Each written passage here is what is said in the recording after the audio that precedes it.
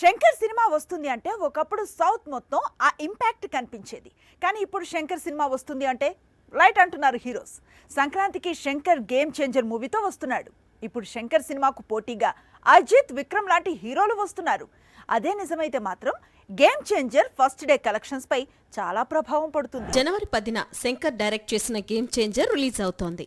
Shankar impact తో కోలీవుడ్ లోను, Ram Charan impact తో తెలుగు రాష్ట్రాల్లోనూ ఈ సినిమా భారీ ఓపెనింగ్స్ రాబడుతుందని నిన్నటి వరకు అంచనాలు కనిపించాయి. అయితే తెలుగులో ఇప్పటికే గేమ్ చేంజర్ కు పోటీగా బాలయ్య డాకు మహారాజ్ గాను, వెంకటేష్ సంక్రాంతికి వస్తున్నాం లాంటి చిత్రాలతో బరిలోకి దిగుతున్నారు. ఈ రెండు సినిమాలు గేమ్ చేంజర్ కలెక్షన్స్ ఎంత గండి కొడతాయి అనేది తెలియాల్సి ఉంది. కోలీవుడ్ లో శంకర్ మూవీ రిలీజ్ ఉంది. అక్కడ హీరోలు ఒకప్పుడు భయపడేవారు.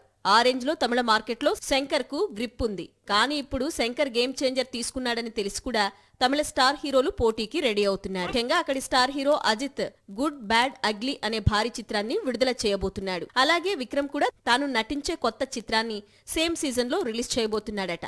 వీరిద్దరి ఎంట్రీతో కోలీవుడ్ గేమ్ చేంజర్ కలెక్షన్స్ పై చాలా ఇంపాక్ట్ పడనుంది. మరి రామ్ చరణ్ వీరందరినీ ఎలా ఎదుర్కొంటాడు అనేది చూడాల్సి ఉంది.